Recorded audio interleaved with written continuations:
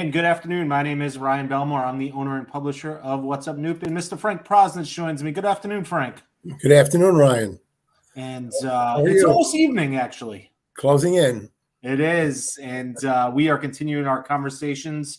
We've been doing these for years now, but post-election season, we're keeping up and following up with some of the candidates we spoke to, as well as some of the important topics.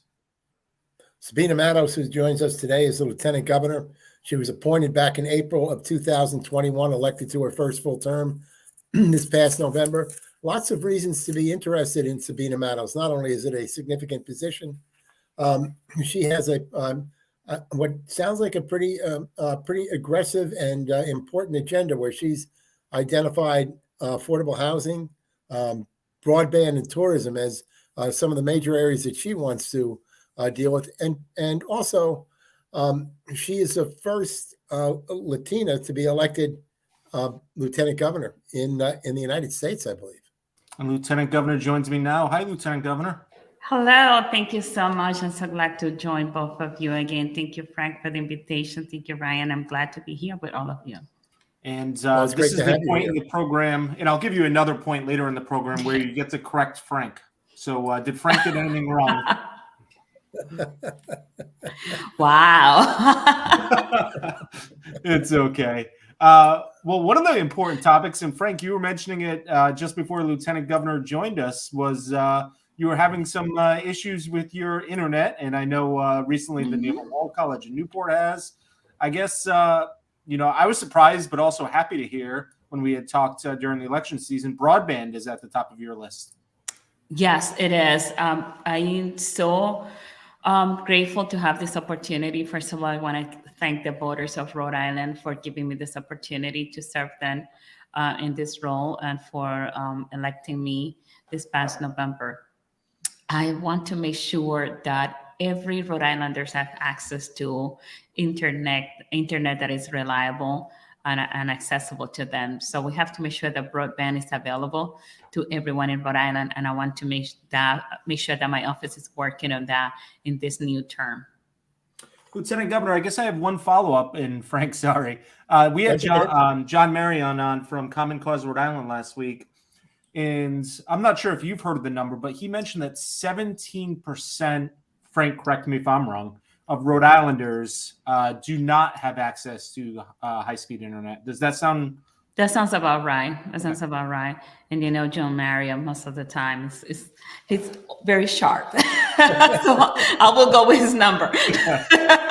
Perfect. Yes. How do we correct it?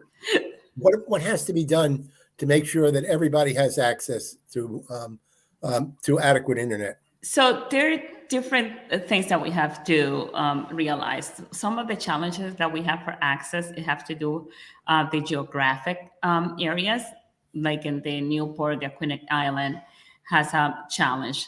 There are other challenges for individuals that don't have access to broadband and internet, and it's due to their economic situations because they don't have the resources.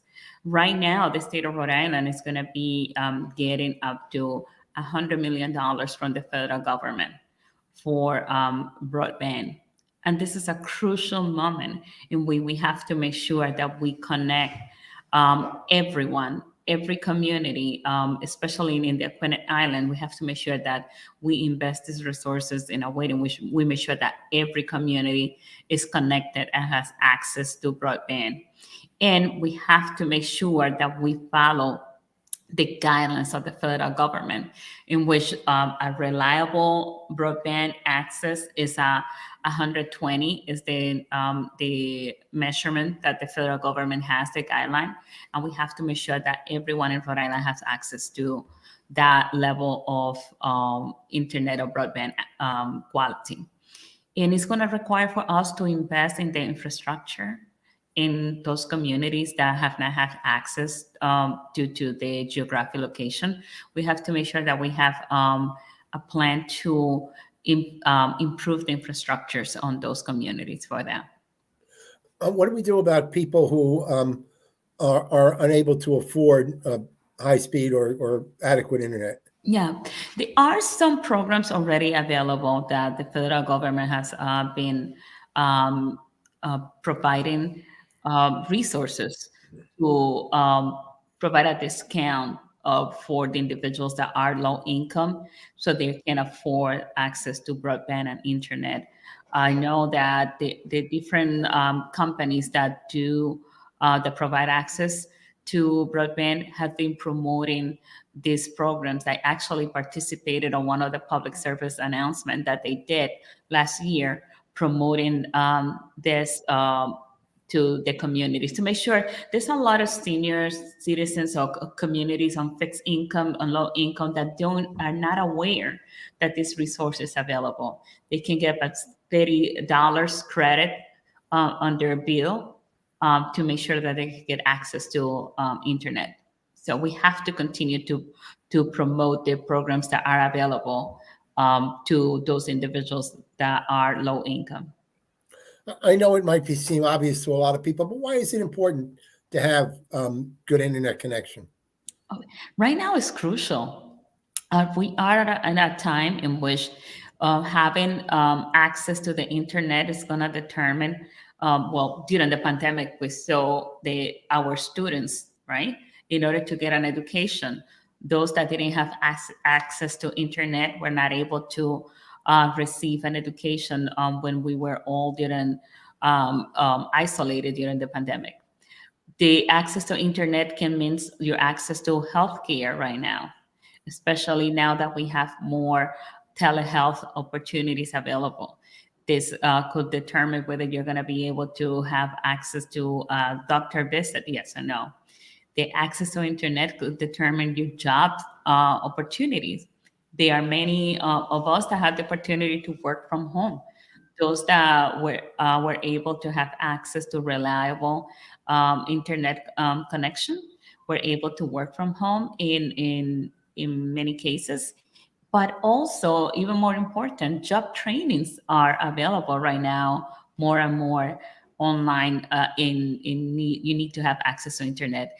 In taking it a step even further, if you want to apply for a job, most of the company has the application online. So having access to internet is so crucial to our everyday life. When we spoke during the campaign, you mentioned broadband. You also mentioned affordable housing and tourism. Yes. Affordable housing is something that I've talked about constantly because it's clear that we such an incredible need in Rhode Island. Yes. What can we do to improve the situation? We have rents are high, availability is low. We have I was with Russ Partridge from the Warm Center this morning.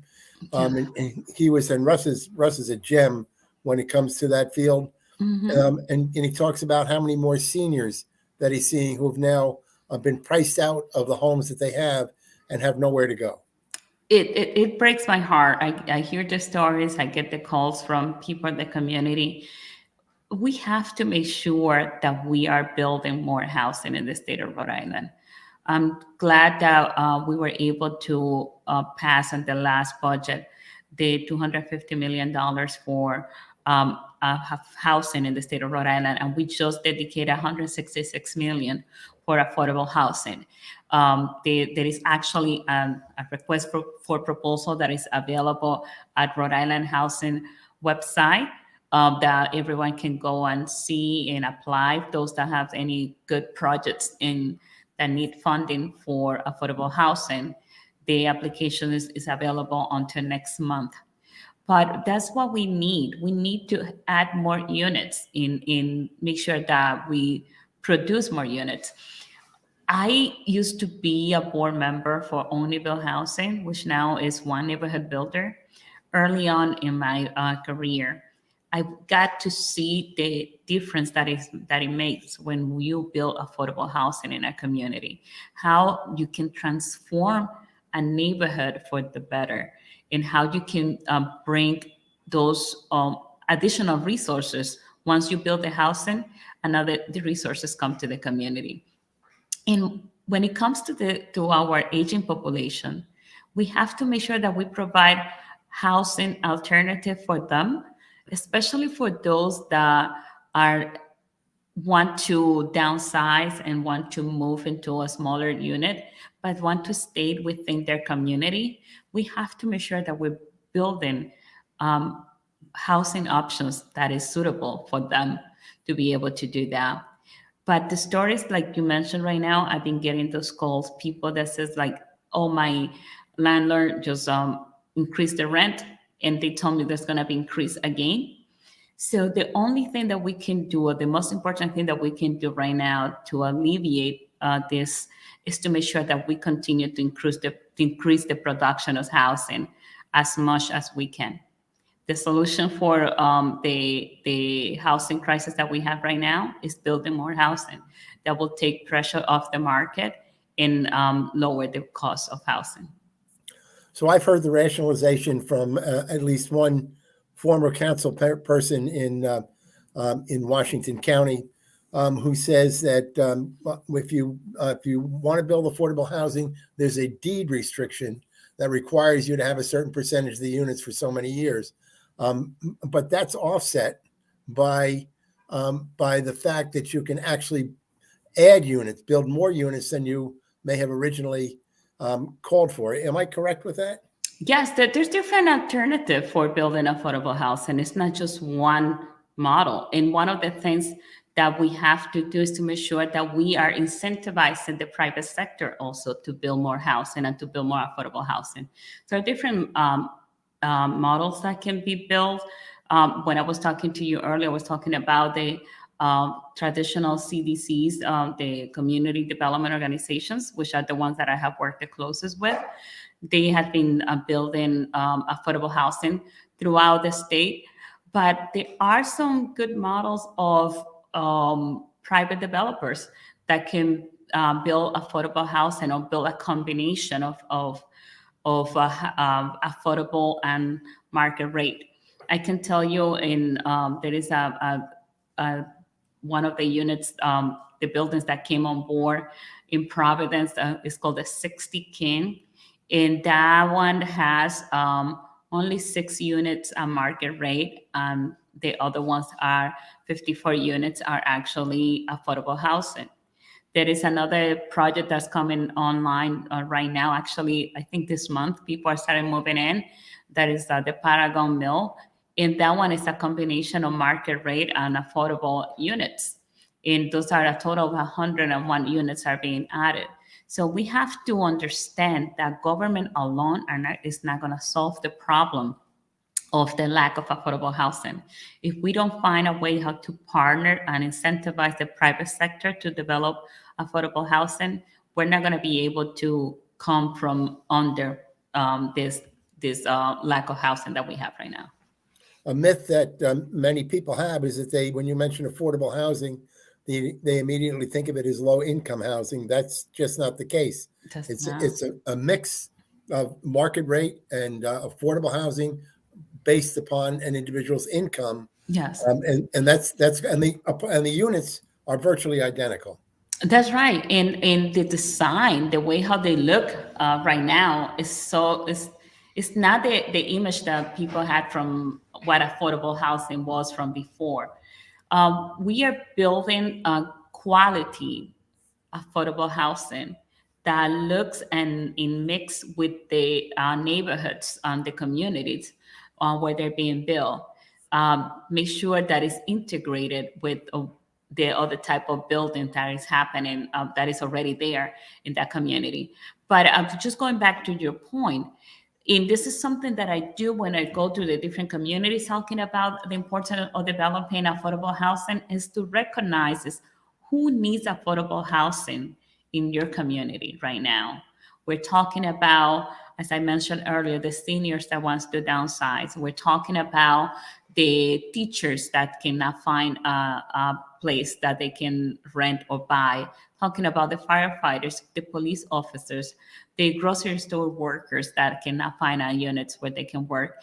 And I'm a big fan of mixed income. I don't believe that having a concentration of poverty in any place, in any community, is healthy for anyone, not for the community and not for the individuals that live there. I believe in a mixed income, making sure that we have development that include both affordable and market rate. And you mentioned what I thought was a really important point is it's also some people refer to it as workforce housing. And it Yes. provides places. If you don't have the places for young workers to come in, then you're not going to be able to. It's a huge economic development issue. It is. It is. Right now, we're trying to attract new companies to come to Rhode Island. And one of the first things that they ask is where my workers are going to live. And the second one is the education, right? Those are the two things that they're looking for when they're thinking about moving a company to the state. We have companies already here in the state of Rhode Island that are losing workforce because they cannot find a place that is affordable for them to live. So housing is very close connected to economic development. The two things comes together. One other myth I want to address, and I heard this from a newly elected councilman in Westerly who's concerned about promoting affordable housing for fear it becomes seasonal housing for hotels and restaurants. So people are there for 3 months, 4 months, and then they go. That's not possible, right? No, that's not possible. Like affordable housing, they have most of the development of affordable housing that I have been part of have requirements. They go through a process of vetting the individuals that are going to live there, right? And the individuals are going to buy the property. So I don't see that happening with affordable housing at all. I don't see that as an issue. Sabina, I wanted to move on to the third prong of your three items, and that was, and I'm sure there are other areas too that we can touch on, but tourism, which is huge in Rhode Island. Yes. So we here in Rhode Island, we are in the ocean state. I believe that there are so much more that we can do with tourism and to make sure that we're able to promote the state of Rhode Island and to incentivize more people to come and visit the state of Rhode Island. I believe that my office can play a big role in working in collaboration with the different tourism councils here in the state of Rhode Island, and to make sure that we assist them in promoting the state. Of course, tourism is huge on Aquidneck Island, but we have much of our economy is based upon tourism. But I also suspect that tourism feeds into other economic development as well. Yes, our tourism is the one that drives the economic in many communities, like the Newport and in the Queen Island area. They are the one that you get the restaurants get their customers that comes to visit the state of Rhode Island. The employment and the workforce that everyone that gets employed because of the tourism is an economic engine for the state of Rhode Island. So there's so much that we could be doing to make sure that we bring. I would like to see us working in collaboration to make Rhode Island a destination for people from outside of Rhode Island to come, other states here in the United States, and also for people from other countries to come and visit Rhode Island in the United States. I think there's so much that we can do to ensure that Rhode Island is as a place that people wants to come to, that are curious about, and want to come and learn more about. What do you see as the impediments to us expanding our tourism? Do we have transportation issues? Do we have cost issues? What are the things that may be obstacles for us in attempting to really expand our tourism?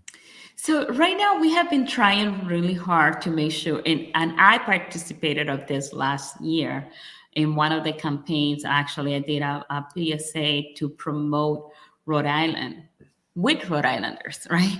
To ask Rhode Islanders to make sure that if you know or you're part of any organization, any association, that you propose Rhode Island as a destination for them to have their next meeting, their next convening, even a big family reunion. So I was working last year with Providence and Warwick Tourism Council to promote the state and asks Rhode Islanders to serve as ambassadors to promote the state. I think right now what we need is a very strong marketing of the state of Rhode Island to promote it throughout the United States. And that will help us a lot. So, and I don't know how much it still exists, but within the Commerce Department, formerly Economic Development, there was a tourism council or whatever. Do we still have? Does that still exist? And is that well funded? Yeah, the tourism the tourism department is under Commerce, right? I had been in conversations with some of the staff, and I'm going to continue to my conversation with the staff of the Commerce Department. And I think they're still working in collaboration. There's still different tourism district happening in different part of the state. So they're very active, and their funding that comes to the different tourism district. Some funding is allocated from the General Assembly directly to go to them. And there's funding that comes from the hotel's revenue also that goes to the different tourism councils. Is the advertising or promotion from these various tourism councils, Discover Newport, South County Tourism, the Warwick Convention, all of those, are they coordinating their advertising, or are they all out there pretty much on their own promoting simply their areas? So my understanding is that right now they work on their individual, promoting the different region, promoting the different tourism district, promote their region. That's how it's happening mainly right now. I would love to see a collaboration and a coordination among all of them to promote the state as a destination. Then once we get people here, then we can deviate about where they go and promote about the different areas of where they can go. I think there's have to be a main concentration on just getting people here first. Tell me about other areas that you have interest in that you hope over the next, what your vision is as you go forward in the Lieutenant Governor's office for your first full term. Yes, there's one thing that there is a deadline to it that I would like to for you to allow me to mention before we end this conversation. And it is the Lieutenant Governor Entrepreneurship Challenge. And this is in collaboration with the credit unions of Rhode Island, and also with Millennials RI. What we do is a program in which high school students can submit their business plan and any business idea that they have, where they have until December 31st. And that's why I want to make sure I get the message across before we end, because the deadline is December 31st for us to receive the applications from the high school students. And the application is available in my website. They can find it at ltgov.ri.gov. And they can apply if they have a business idea. We're going to choose 5 finalists that are going to be coming to a live presentation on January 28th at Rhode Island College. And they're going to have the opportunity to compete for up to $5,000 for the high school students. And this is going to be a great opportunity. In the way we're doing this as part of our support for business and business creation and small business. We want to make sure that our young people are thinking about creating their own business and business development. So I want to make sure that everybody knows about the Lieutenant Governor Entrepreneurship Challenge, that the deadline is coming up for that. Yeah, we'll be happy to promote that for you as we go along on this website, and also on the radio shows that I do. Small business was a priority of the Governor McKee when he was Lieutenant Governor. Where does that fit into your vision for the future? Small business is a big part of my vision for the future and the work that I have done. I think one of the areas in which Governor McKee are well aligned is in our support of local business community. I did this work when I was in the local government and at the municipal level, supporting the local business. I want to make sure that those local businesses get the support and resources from the state to make sure that they are successful and thrive. I want to make sure that we're not only thinking about the businesses that we want to bring to the state, but those that are already here need our support and our attention. So small business is going to continue to be a big part of my agenda moving forward. I wanted to switch gears just a little bit and share an observation that I had this Okay. and see if you agree with me. Tell It me. appears to me that more minorities were running for office, more minorities were successful running for office. You are the first Latino, I believe, in the lieutenant governor's office in the United States, if I'm correct. The first Dominican American, yes. Okay. Yeah. The new General Treasurer Diasa is from Colombia, I believe. Correct. Yes. And we had Asian Americans who were elected to the General Assembly from the Westerly area and from the Aquidneck Island area, as well as others who were running. Also, it seemed to me that we had younger candidates that were running than we've had in the past. Am I off base with that? No. You're right. I think we are in a good time here in the state of Rhode Island. Our state is very diverse, comprised of many communities. And I think what we see is there's more people running for office. And whenever you have more people running for office, it's going to translate into more people getting elected. So there's more people willing to put their name out there and to put themselves out there and run for office. And that's what we see now is translated on more diverse candidates being elected. One of the things that Rhode Island does not elect its governor and lieutenant governor as a team. They run independently. Yeah. I think maybe half the states do it as they run together. I know Governor McKee has indicated that he'd like to see that happen. Is that something that you think would be good for the state? Yes, I think it's in the best interest of the taxpayers and the residents of the state of Rhode Island to have both offices running as one ticket. And as you said, there are different models throughout the states. I just came back from the Lieutenant Governor Conference, and we were talking about the different options. Actually, Arizona just created the Office of Lieutenant Governor. They didn't have that before. They had the Secretary of State also serves as Lieutenant Governor.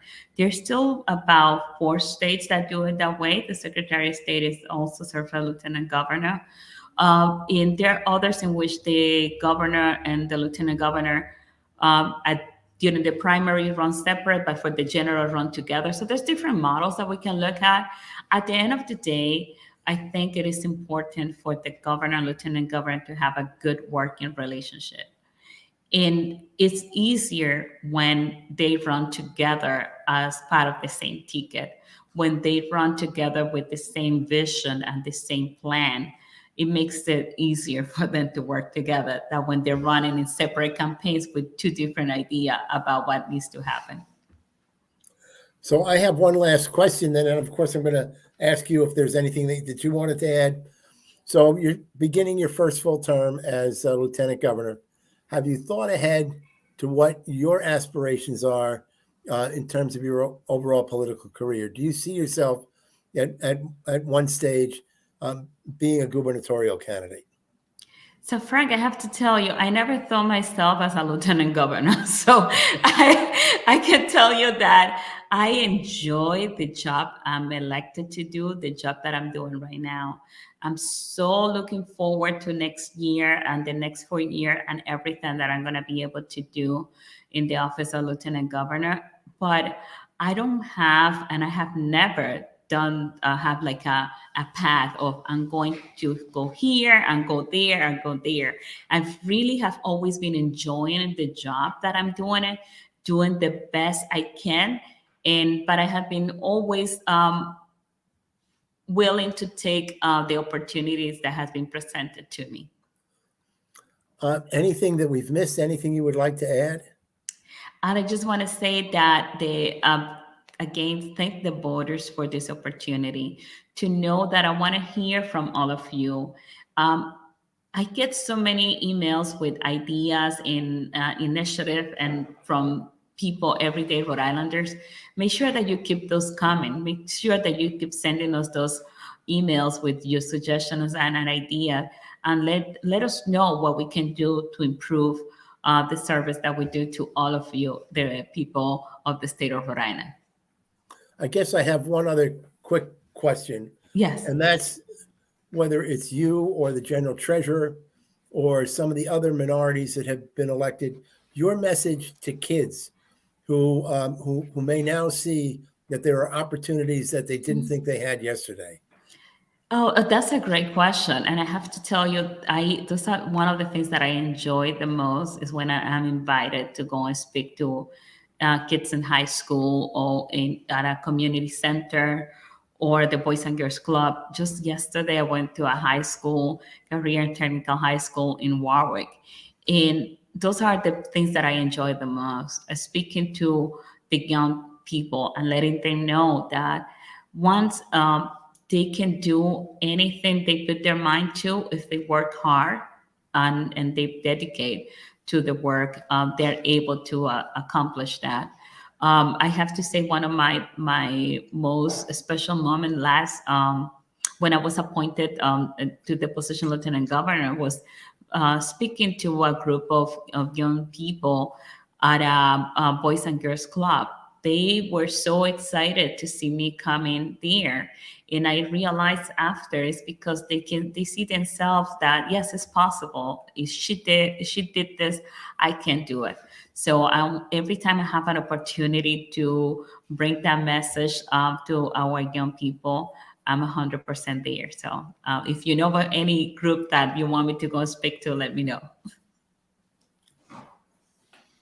Well, Lieutenant Governor, I want to thank you very much. Ryan, you have anything to add? Or well, I said that I was going to give her the opportunity to point out any things that you got wrong during the interview process. So that's one part of my question.